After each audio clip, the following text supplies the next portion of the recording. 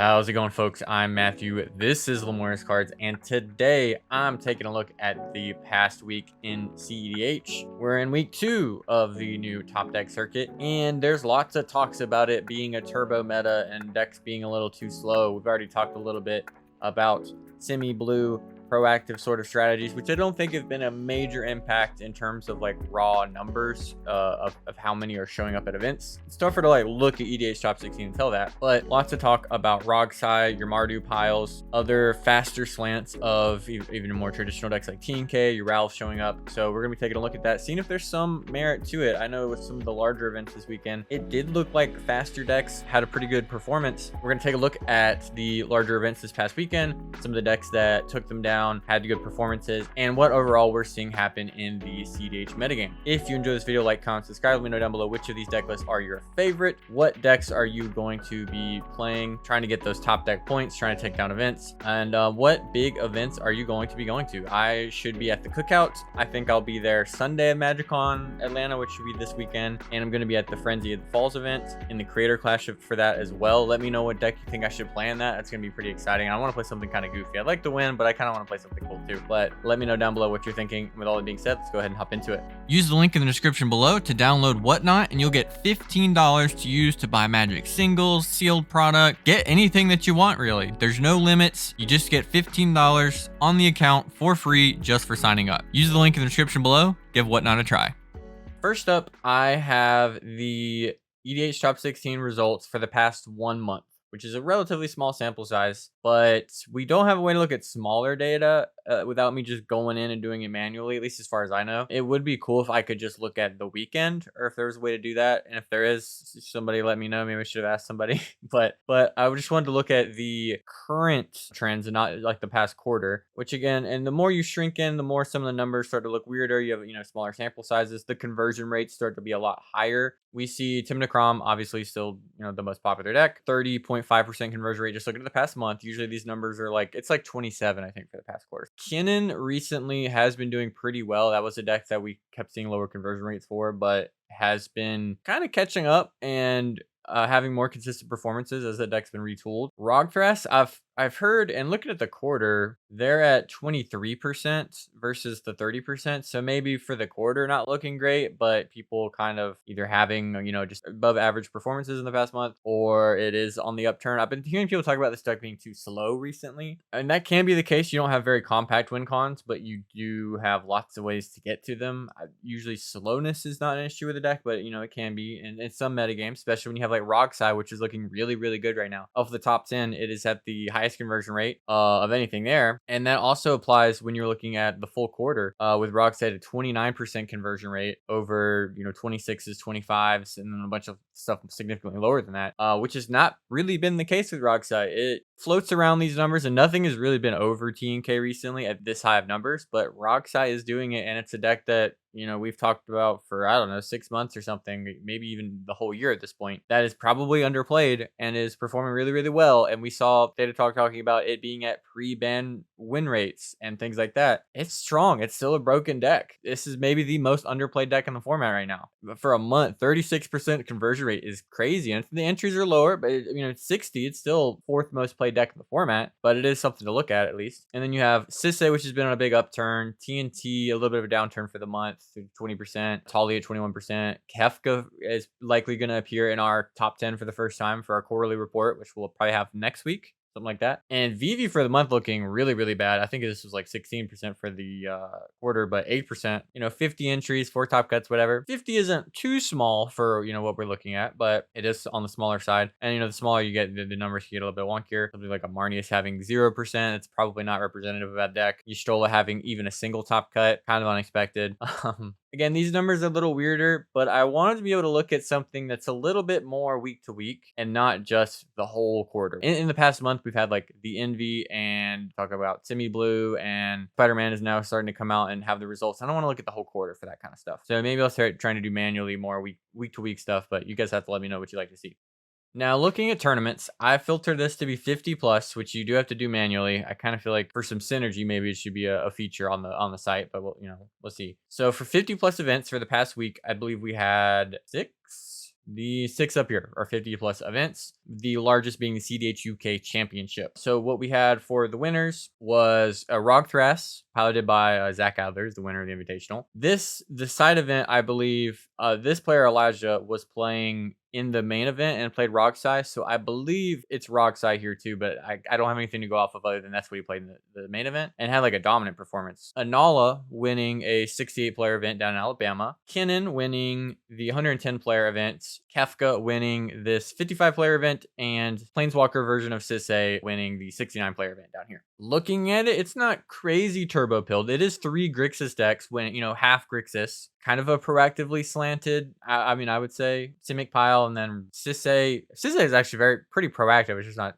incredibly fast, but is pretty consistent. And then Kinnan being the most chill reactive deck does look like it, and generally looked like a pretty big week for decks like Ral and Rogsai. Looking at the cEDH UK Championship, we had it won by a Kinnan. The metagame breakdown is a bunch of TNKs doing really, really well. Kinnan doing quite well. Rog Thras, Rogsai Ral, and Rocco, which is also just a turbo deck, basically. Having high conversion rates, so these at lower numbers. Looking at the decks itself, we'll get to this one. I want to cover this one. This is really wild. So we have a Kinnan, a Pirate Tribal Francisco Malcolm Doomsday deck, Guardian Hulk Kodama list, and also in your top 4, a pretty traditional Rock Thras. Spell Singing with Krark Thras, another very similar Rock Thras list. They're only about 3 cards different. But then we got Double Ral, Tymna Dargo, a Rogsai, Rocco, a pretty proactively slanted TNK, I felt like, with like Revel and Silence, stuff like that. A Stella Lee, which is basically a turbo 1-card combo deck, and then another Rogsai in their top 16. So it is pretty turbo pilled here in the top 16, whether that's representative of the rest of the event, but we have things just outside of it like Rowan, another Rogsai, another Rocco, and then it starts to get into your slower decks that didn't make it. Might be something to the turbo pilledness. So let's take a look at this winning list real quick.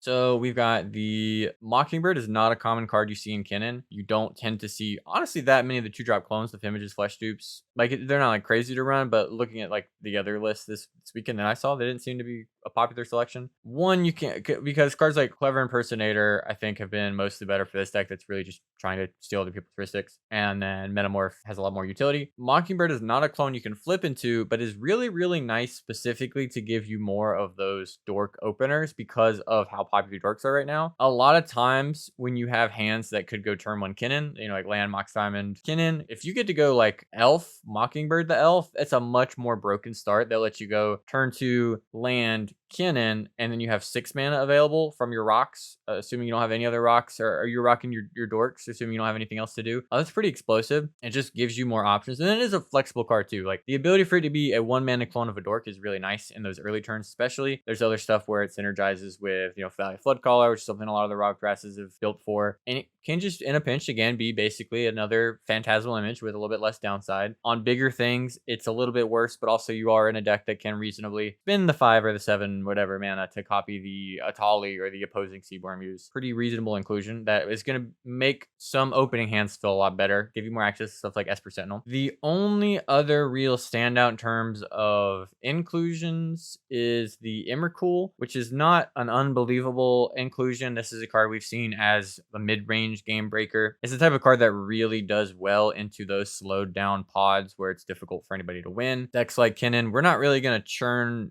through the deck very easily to get the like Delirium reduction, but we are going to be able to cast it for just 13 or get it down to like 11 mana and just straight up cast it. Flipping into it doesn't really do anything, but this is a mid-range breaker when you do get to those kind of games. Sorceries, we just have the 4 tutors. Instance, lots of interaction. We are in Dramatic Reversal, which we've seen as a pretty popular ritual type effect in these Kinnans. Free pitch interaction, Kinnans have become really well known for. The Snapback, which I don't think is super popular in Kinnan, but makes sense. It lines up with running your misdirections, your commandeers, your other pitch spells like we've seen. And then one I don't think I've seen at all with Kinnan is Intuition and Gifts Ungiven. Get a couple things you can do this. One, you can just get a whole pile of tutors to make sure you get access to whatever you want. You can get a bunch of big creatures. You can get anything plus Nature's Rhythm, which is either going to give you a double extra tutor or just at least one more tutor to get whatever creature you want. You're not an Eternal Witness deck. They're not obnoxious as well. So there's not like piles in that regard of I guarantee to get, X thing out of the yard. But you just do have a bunch of flexibility to just, hey, I'm going to grab it and get 3 3 different ways to go get Trophy Mage, so I'm guaranteed to get Basalt. This is just a deck that's going to get to use its mana really well and wants to sit around and hold up its mana really well. Gifts and Given is pretty good in those kind of lists. The intuition is like, leans a little bit more into like, okay, I need to make sure I have enough overlap on what I get, and it can't be interaction, you know, hey, this guy's trying to win, here's a Fierce Nature's Rhythm, and, you know, whatever else, honestly.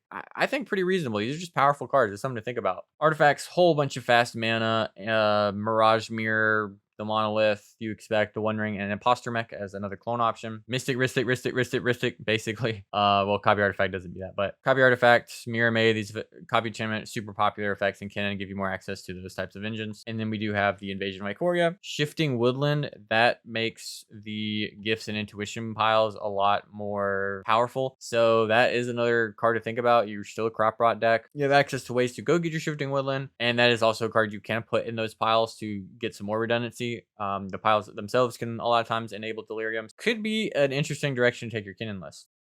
This one is a weird one, I gotta say. So we've got Malcolm Francisco. Francisco being my most hated commander in the history of this format, probably. But unlike many 99% of decks, this deck is able to trigger Francisco and use him even outside of a 3-card combo. Because Francisco, full text, is 1 in a black, flying, can't block. Whenever 1 or more pirates you control deal combat damage to a player, Francisco explores. We can reasonably trigger Francisco. Normally, he's a 0/1. He sucks. You can't do anything with him unless you do Soul Cauldron combos, stuff like that. He doesn't trigger. And we do run those combos here, too. But we also are just a pirate deck. We have a pirate commander. We're drawing cards and making treasures with these pair. You know, this is like the mirror T&K almost. And we're running cheap evasive pirates. We're almost built like a Yuriko, but with higher card quality because we're not going super deep on ninjas and spells that cost $1 million for a plan that isn't really that reliable. You know, we're going deep on evasive pirates. We're running Cloud Pirates.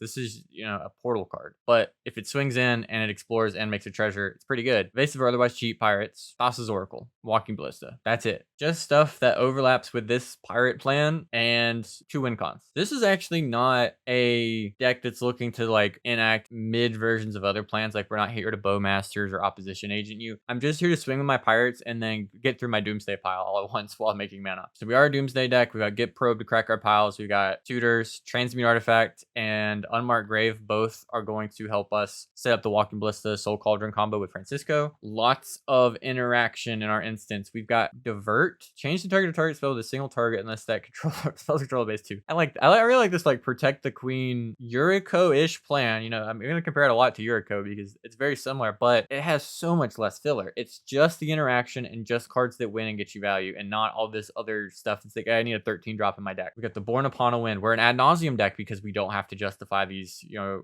terrible cards as well. Looks like a pretty good Flare deck. Spider Sense, a new card out of Spider-Man that seems quite powerful. You're going to be tapping with a lot of these creatures, and then you make treasures off of them to give you the blue to counter target spells or abilities. Pretty sick. Sacrifice seems iffy, I gotta say. It makes 3 black. I'm not really sure about the Sacrifice, because all the things that have like abilities that we could use can just kind of kill themselves. You know, in a pinch, it's just a little bit worse Call in the Week if you expect to have Malcolm reasonably in play, right? Or like a Rite of Flame even with Francisco. So it could just be for that. Artifact 17. We are really doing it. We're enabling Mobile to be a reasonable card. We even got the Jeweled Amulet as another piece of fast mana. Just in these Malcolm decks, you want everything like kind of equivalent to a mana dork. So like all your pirates can kind of be one, though they don't help your Malcolm get out. But if you get to go like pirate, piece of mana, and to turn to Malcolm, especially if you get to somehow go, you know, if you get to go like Francisco and Malcolm, blah blah blah, you can really get the value churning and start churning through the deck, making mana, and then looking for those kind of compact win cons. The Baubles I like, Urza's, you know, Chromatic Star. These are just lots of other ways to kind of get through piles. The Baubles,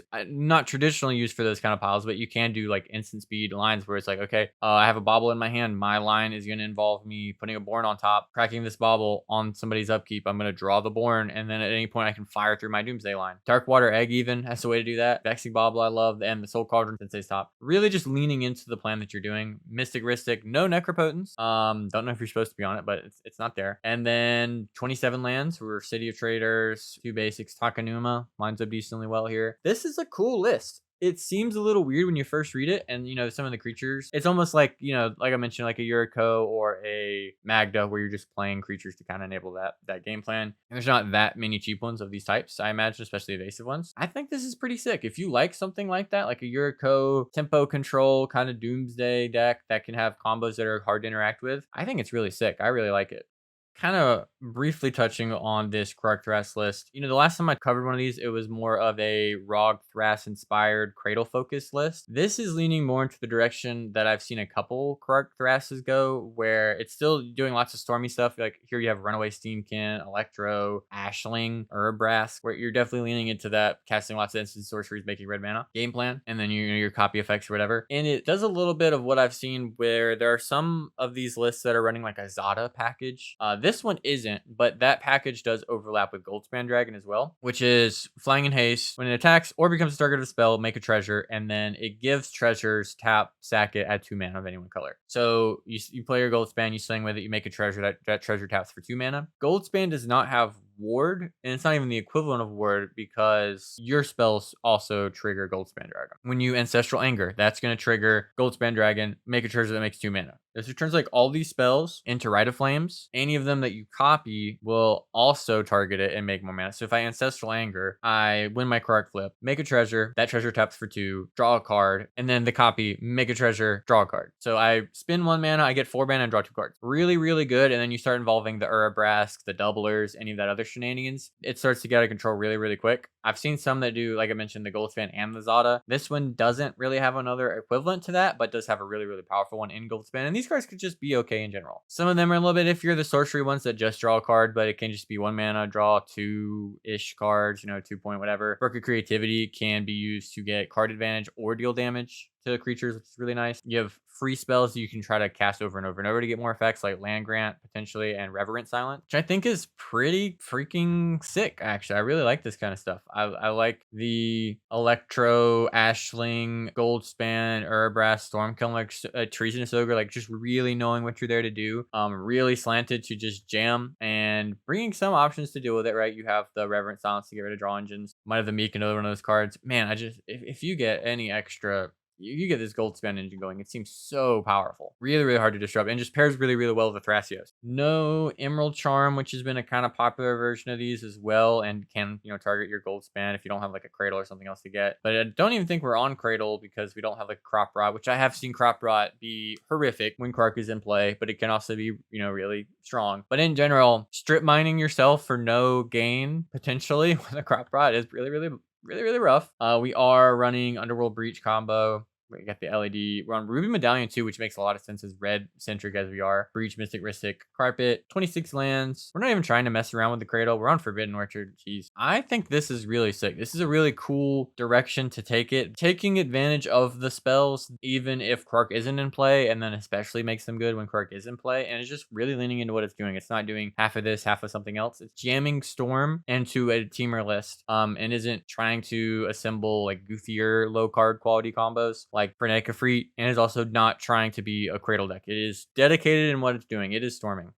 So taking a look over at the Commander Invitational Qualifier, the Alabama 5K event, there's this a little bit of an odd one. So I talked a little bit, I think recently, about Wandering Minstrel and different builds of it. There's been like Turbo Lands versions that are like Turbo Nas deck, Lumra lines, and all kinds of stuff. And this is in general a Commander people have been just figuring out what to do with. And this is not a version of it that I've really seen or that immediately makes sense because, Minstrel is just a land synergy commander, really. But here we're doing Protean Hulk lines with him. So we'll have to figure this one out as we go along. Looking at the lands real quick, which is lets you know a lot about a Minstrel deck. It's not like the craziest lands combo deck. There's no Teleria West for those Primeval Titan style lines. We've got Bizarre Baghdad. Draw 2, discard 3. Beseiju shelters all. The way to make an instant or sorcerer uncounterable. Lotus Field as a, kind of ritual on a land. Mistrise Village, some Surveils, which, gives some upside. Shifting Woodland as a utility land that is, going to enter untapped most of the time. Phyrexian Tower. But other than that, nothing crazy with the lands. A higher land count. We get some marginal upside on some of these, or even on Cavern of Souls. But looking at the creatures, we got 1 Dork and Birds, Carrion Feeder and Viscera Seer as sack outlets. Kind of generically good stuff. Esper, Abolisher, Voice of Victory, no Ranger Captain, which is something we've started to see. And then we've got just your Thoracle, Spellseeker for tutoring, Academy Rector, which we'll get to, Body Snatcher, which is kind of popular in Protean Hulk decks. Really powerful with sack outlets. And then Abdel Adrian for Abdel lines, presumably. Revelart, not too popular in modern Protean Hulk piles, but also just reanimates stuff. Atraxa, which is a great target to cheat into play. Greater target on as a sack outlet, and then the Hulk itself. So Minstrel itself does not contribute to anything to do with Protean Hulk, other than it being a 2-mana, 5-color commander. So we just have bits of mana, sack outlets, activated sleeper, which is usually part of our Hulk piles, and then Hulk. So the Hulk pile that we're looking at, usually the first one will involve sleeper. So assuming we don't have a sack outlet, like maybe we had Phyrexian Tower, and that's how we got there with cracking our Hulk. We could get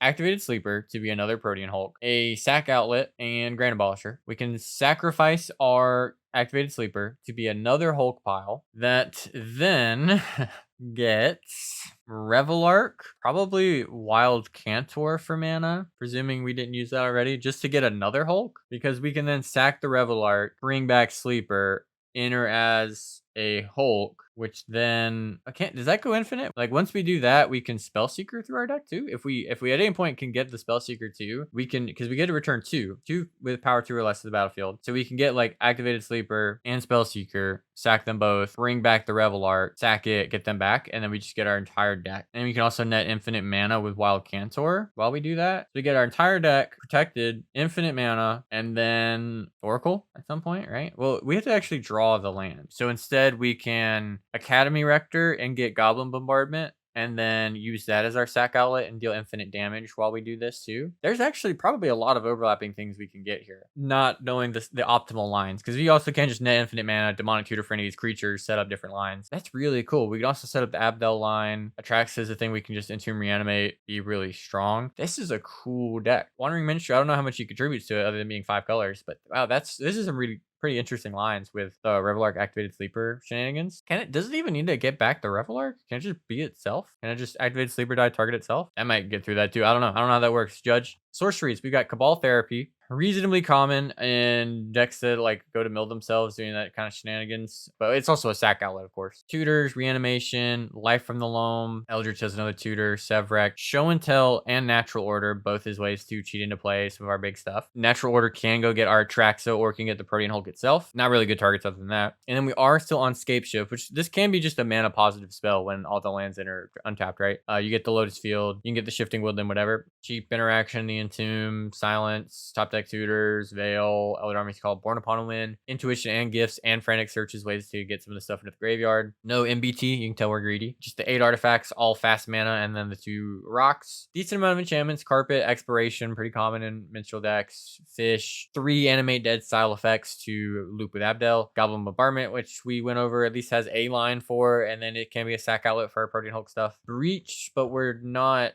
traditional Breach, right? We just run Underworld Breach. Looks like it. Ristic Mystic, Pattern of Rebirth, which can also get our Hulk. And then Omniscience, which is another thing we can cheat into play with Academy Rector, which is something I've seen a couple of the decks do, especially it's like a thing in like 5-color semi-blue style decks that just have a Rector package. And 34 lands, we kind of went over them a little bit, but we got the Beseiju, City of Traders, Lotus Field, Mistrise, Shifting Woodland, stuff like that to either make our spells harder to counter or net us extra mana or give us powerful utility stuff. So yeah, Wandering Minstrel, a really flexible commander that gets to do stuff like this too. Interesting Revelark, Abdel, Hulk, Atraxa lines you get to get into.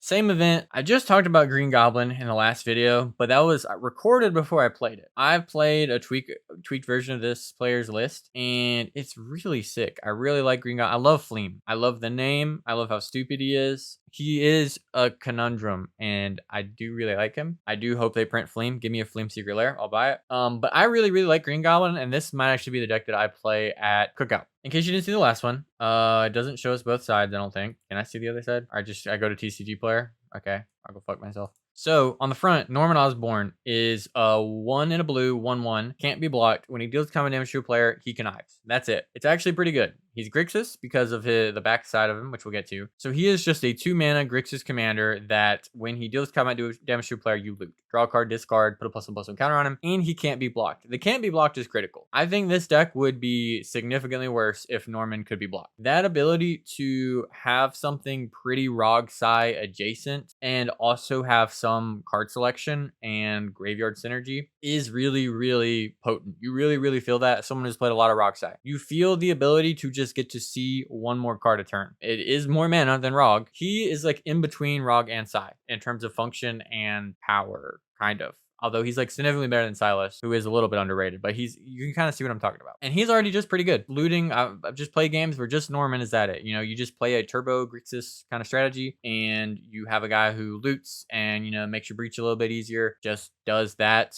And that's pretty good. And then the backside, I guess I have to look up. And on the back, big old image of him, Green Goblin for 1 in Grixis, which you can either cast straight from the command zone or flip him into if you cast him as Norman earlier in the game. Flying and Menace, spells you cast from your graveyard cost 2 less, and each non-land card in your graveyard has Mayhem. The Mayhem cost is equal to its mana cost, which means if you've discarded it this turn, you can cast it from your graveyard. So on the surface, with no other kind of synergies, spells in your graveyard cost 2 less. So your Yawgmoth's Wills, your Underworld Breach, that kind of stuff is just cheaper. All the spells are cheaper. If you cast a Talisman from your Yawg Will, it's 0. If you cast a Demonic Tutor, it's 1 black. The giving Mayhem, though, and the reduction actually comes up a lot, especially with this card paired with Lion's Eye Diamond. A lot of time, like a pretty frequent play pattern for early kind of turbo-y Mayhem nonsense is turn 1, Norman. Turn 2, attack, connive, so you loot, discard a card. Lion's Eye Diamond, crack it, discard your hand, flip Norman with 1 mana pip available, depending on what cards you have. And then you just start casting cards from the graveyard. You can cast a wheel. If you have like Ritual into Tutor, you can do that. And then if you have any more mana available, like if you have 2 pips available, a lot of times it's just restricted to the pips because there aren't many cards in the deck that have more than 2 generic mana in their cost. So he just ends up enabling a lot of broken things. And it just is key to remember that this reduction is not just to Mayhem, but it is also to Mayhem. So in the creatures, we've got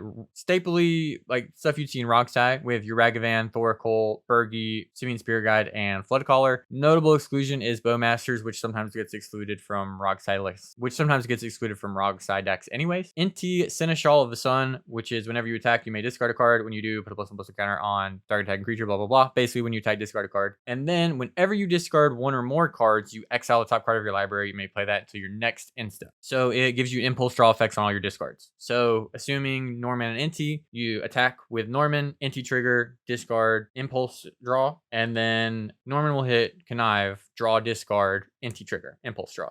Just letting you see extra cards. It pairs really, really well with Norman himself, the LED synergies, any of your discard stuff, Harnfell with Bergi, discard outlets like Psychic Frog or Ghostly Pilfer, which you could also run, which I think is mostly better than Frog, but we'll see. Displacer Kitten, I think, is a little dubious. I gotta say, there are no targets in this deck list that are not like something you'd have in Rogsai, for instance. There's nothing, I guess the One Ring, which isn't common in Rogsai, but comes up, but it's basically just rocks and Wishclaw Talisman, which you can do some hold priority, activate, cast, trigger, flicker, and chain stuff, which talking to Daniel, I know he did that. Otherwise though, like sure, I would play Kitten and Rogsai and like it could be good sometimes, but in general, is it a card that's worth the slot for 4 mana? Probably not, but it does good stuff. Malevolent Hermit's pretty strong here, where just the front side lets you, sack it, counter spell unless to pay 3. And then the backside, which I really wish worked. Then the backside is just your non-creature spells can't be countered. And if you have Green Goblin out, you can disturb him for just a single blue, which is pretty powerful. Sorceries, this list is not too all in on very synergy focused cutesy cards with things like Breakthrough, which can be really, really powerful. Green Goblin's in play and uncastable mostly otherwise, barring some breach shenanigans. But you have Careful Study and the almost strictly better Faithless Looting as stuff that's just fine with breach stuff. And then when you have Green Goblin out, it gets a lot more powerful. I've already noticed it's kind of cool with Gamble that a lot of times you want to discard the card with Green Goblin because he will actually make it cheaper to cast the card, which is really nice if you do get to the point in the game where you get him flipped. Other than that, it is a lot of Rogsai, Turbo Grixis staples, your tutors, rituals, good J-Will deck, Yogg Will, Windfall, Wheel, no Time Twister. I think you actually could run it, or Wheel of Misfortune as another effect just to see more cards, although Twister doesn't synergize with Green Goblin, but Wheel of Misfortune would. Talking to Daniel, he thought this card was Diabolic Intent was bad, and I thought it was too. I replaced it with Beseech the Mirror. I don't know if it's correct, but that's just what I'm trying. And then Strike It Rich is a card we've seen some Rock Size play as just a thing you can do turn 1 to get you some mana. Helps filter mana, especially on turns like where you have a bunch of red floating around from a J-Will, you know. It's kind of easy to get free-ish red in these decks with Burgi, Spirit Guide,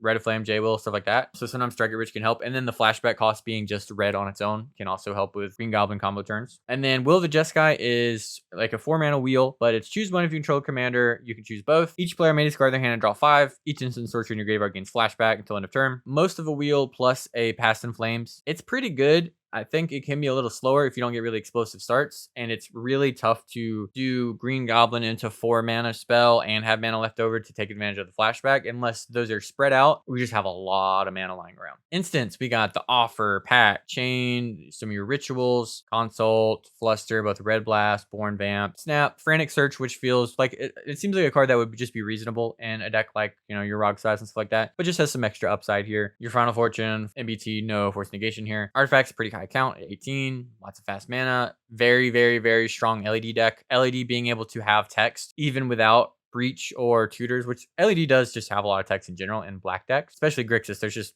you know, DT hold priority LED. It's just pretty nice. But especially doing stuff with your commander, you really feel how much more powerful that this card gets to be. You like kind of want to see it in openers. Bunch of 2-mana rocks, Defense Grid, Talisman, Wishclaw Talisman, and then is on the One Ring, which definitely feels better if you discard and pay it for 2. One thing I mentioned to him was that Grinding Station is really, really strong with Green Goblin specifically, which I'm a big fan of Grinding Station in Breach decks anyways. But when you have Green Goblin out, Grinding Station is actually mana positive with all your Talisman, because again, Green Goblin reduces Breach, Yogg's Will, Flashback, anything from the yard. So Grinding Station, sack a 2-mana rock, cast it for 0 from Breach, and you get to go mana positive with your Arcane Signet and your Talisman, which Rogside can't even Grinding Station with. Enchantments. This is where there's some cool stuff. You know, Mystic Ristic Breach, Necro, we get it, we know about it. A 2-mana I talked about in the last video. 2 in a blue has literally no effect other than return it to your hand, draw 3, discard 4. The thing you get to do with it in this deck is with Green Goblin out, play your attunement,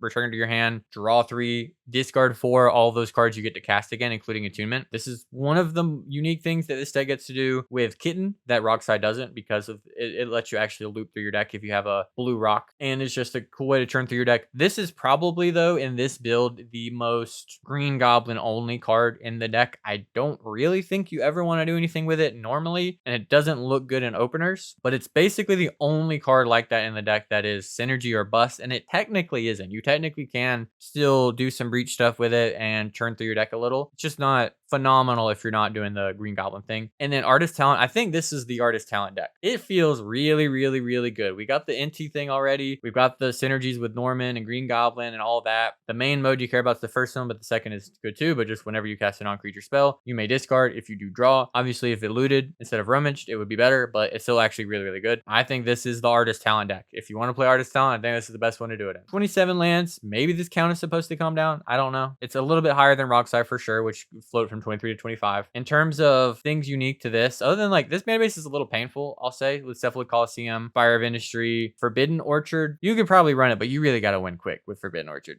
It's hard to find somebody who can't take advantage of a 1/1 nowadays. Cephalid Coliseum, if you can get it enabled, is really, really powerful. Not for the traditional like, oh, I got the Thoracle Blare, but because you target yourself, draw 3, discard 3. That's just to draw 3 with Green Goblin out. And the rest of the mana is kind of just good stuff. Starting town, no Surveil land. You could probably throw one in here if you wanted. I'm really, really high on this deck playing it so far. I want to play it some more, kind of tune it myself, try some stuff. But this is a really good place to start if you're interested in playing Green Goblin as well and fleeming it up. These last two I'm going to briefly touch on because they're kind of similar, and also I'm really bad at going over these kind of decks because they have so many moving parts and they also just have so much overlap. There are two Abzan decks that did really well. The cEDH UK Championship, And third, we had Kodama Tymna, which is a deck that has seen play, but isn't really a common deck in the format. It just has come up in the year since Kodama's been printed. These kind of Abzan decks are usually doing Hulk kind of stuff. So you're going to have activated sleepers and Protean Hulks and Restoration Angels and Luminous Broodmoss and CDC lines with Kodama, where CDC can enter. You get a Kodama trigger to put something into play. You exploit CDC first, sacrifice it, tutor something else to put into play, and then put that thing into play. And you can usually bring back the CDC, like if you get Garment Guide or whatever. So you can set up lots of different lines to just tutor a bunch of creatures into play, which is really, really sick with Kodama. This list is doing Aether Allurin stuff, where you do Allurin, which is going to let you cast Aether for free. Put them into play. Aether will enter. You haven't completed Tomb of Annihilation. You return to your hand and you move through another dungeon and just kill the whole table. A new card that this list is playing is Arachne Psionic Weaver, which has web slinging for a single white, but itself costs 2 and a white. And when it enters, you look at an opponent's hand and choose a card type other than the creature. Spells of the chosen type cost 1 more to cast. So you just get to look at somebody's hand and then be kind of like a Thalia, Guardian of Thraben kind of effect, where you just be like, all right, instants cost 1 more, guys. Artifacts cost 1 more. The looking at a hand is kind of a 1v1 thing, but also you can use it on the deck you're most likely to die to, and then choose the card type that is most likely to hinder them. Outside of that, it is Hulk pile cards and some stacks pieces, actually, like Oof, Dranith, the Arachne, which I guess would count, Aven Mind Sensor. This is another deck doing Academy Rector, probably mostly for the Pattern of Rebirth, but we'll see. And then Drawn on Linvala, which can hate on creature decks. This is like one of the only cards these decks can play because it is an asymmetrical way to hate on creature decks. Sorceries are some tutors, instants, bits of interaction, cards like Thraben Charm, which come up every now and then, Deadly Rollick, Force of Vigor, the Cord, Silence. Artifacts very low. We're a Collector Oof deck on the Birthing Pod. Enchantments, we got 9 of them. Pretty cool. Carpet, Deafening Silence is another stacks piece. More ramp with Wild Growth and Utopia Sprawl. Birthing Ritual, which we see every now and then. Kind of pod effect. It's not quite a pod because it doesn't have to be exactly 1 more. It's not quite an Avalanche Revolution because it doesn't have to be 2 or less, but something basically like that. We're on Touch. The Allurin that I talked about, which is any player may cast creature spells with mana value 3 or less without paying their mana cost and as though they had Flash. When you do try to Allurin, you should probably do it behind some kind of something. You can really lose the game with Allurin. It's a very dangerous card to play. You can't just throw it out there willy-nilly. Pattern of Rebirth, we talked about. Lurking Predators, which is an opponent casts a spell, reveal the top. If it's a creature card, put it into play. Otherwise, you can put it on bottom, which is, you're running, I think, 40 creatures. 40 creatures, decent likelihood to hit. It's a card you can definitely run. And you can also sneak it into play with Kodama, which is really nice. 27 lands, Cradle-in, Ancient Tomb, Shifting Woodlands, some Surveils, Horizon Canopy, and then Cabal Pit, actually, as one of the Threshold lands. The other kind of similar deck, again, why I didn't want to go super deep, is because there's 2 Abzan Hulk, I think, piles. And these are just my nightmare to cover, basically. So Karador, an OG, pre my playing cEDH. For 8 mana, you get a 3/4 that costs 1 less to cast for each creature card in your graveyard, and during each of your turns, you may cast 1 creature card from your graveyard. Get creatures in your yard, Karador costs less, play Karador, play a creature from yard. What are we doing? Well, it looks like Hulk, because we got Cauldron Familiar, which lines up with some of the Hulk piles that we've seen with the food stuff, and then Carrion Feeder's a sack outlet. Viscera is a sack outlet. Stitcher Supplier, probably just doing some mill stuff. Aftermath Analyst too, so there might be some land stuff, but it is also milling to get our Karador cheaper. We're a Hermit Druid deck, fire. I love to see it. Snarling Gorehound, a card I've only seen in Limited and a little bit in Rog Tymna. Fiend Artisan looks like it makes a lot of sense in this deck.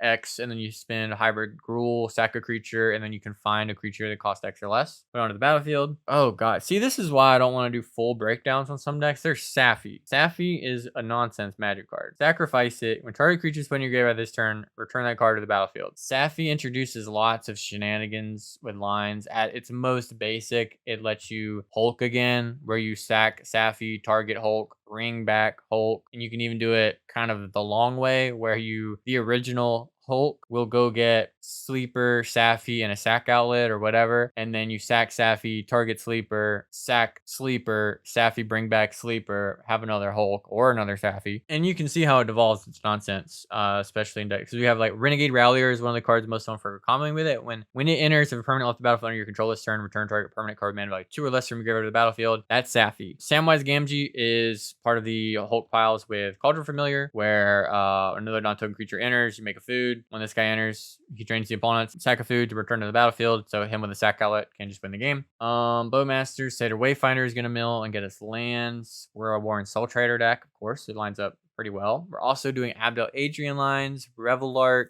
Karmic Guide, Body Launderer, which is kind of similar to the other 4-drop body dude. This is when no non-token creature control dies. This creature connives. When this dies, return target non-rogue with equal or lesser power from graveyard to the battlefield. Yeah, it's pretty much a nonsense pile of cards. I love it. 9 sorceries, Life from the Loam, Witherbloom Command doesn't come up in cEDH too much. We're just running lots of stuff that incidentally mills you and has other text on it, really. Like your Rumbles, your Life from the Loams. It's going to line up very well with Savine's Reclamation. No Dread Return, which is a pretty common card in Hermit Druid style decks. There was Reanimate. Entomb, Dark Grit, Vamp, Nature's Claim is removal, Swords, Cord, Worldly Tutor, nothing too well in the instance. 5 artifacts, Lotus Petal, Soul Ring, Altar of Dementia to be another sack outlet that can also mill us, which makes a lot of sense. Skull Clamp, which I'm sure does something stupid in this deck. Probably a way to go infinite with it. At the very least, you're just gonna be able to draw lots of cards while you're doing your sack lines. If there's a way you can make a mana while you do it, you can easily draw your deck. There probably is that I'm missing. And then we're on the One Ring. 10 enchantments, another Deafening Silence deck, Birthing Ritual deck, Animate, Dance to the Dead, Ripples of Undeath, which is kind of like a black Sylvan Library type effect where you mill 3, you can pay 1 3 life, put a card into your hand from among those. Dude, we're out of the tombs. This card is awesome. Beginning of your upkeep, put 2 Eon counters on this enchantment, then mill card 0 with a number of Eon counters on it. If you would draw a card while your library has no cards in it, instead return a creature card from your graveyard to the battlefield. If you can't, you lose the game. This is pretty cool. This is going to actually let us do the shenanigans where we can draw a card, we instead reanimate a creature, and we can continually do that. And it's going to help us mill on the way there. That's really, really sick. And we're also Survival of the Fittest deck. Makes a ton of sense. 28 lands, some basics, Shifting Woodland, Yavimaya, and Urborg is fixing. Not really anything crazy in the lands. Another quite interesting deck that's going to have lots of overlap that is hard for me to cover in like a 5-minute breakdown of it. But just in general, these Abzan piles that circumvent traditional interaction, like we've talked about with lots of decks recently, whether they're casting Apex Devastator or Abdel Adrian or Solitudes, or which that isn't really a combo, but whatever it is, Academy Rector, this stuff is hard to interact with. This is another way to do it. If you're not faster than your opponents, you need to be able to win through the glut of garbage that people are, having with their Mystics, Ristics, and Cabbage Merchants nowadays, Let me know down below what you think about these events and these deck lists. I really like the Abzan stuff. Someday, I'm just going to play one of those decks and just torture myself with goofy toolbox creature combo lines and actually be able to cover them better. I really, really like how Green Goblin's looking. I am pretty excited in the Rise of Rogsai. I like putting pressure on these, draw engine mid-range value piles. And the rise of those versus creature decks versus the more established, TNK stuff like that is a pretty interesting place that we're in right now. Whether we're going into a turbo meta or coming out of one, that's always up for debate. But let me know down below what you're thinking right now about cEDH. With all that being said, thank you so much for watching. And as always, go play cEDH. Have a good one, everybody.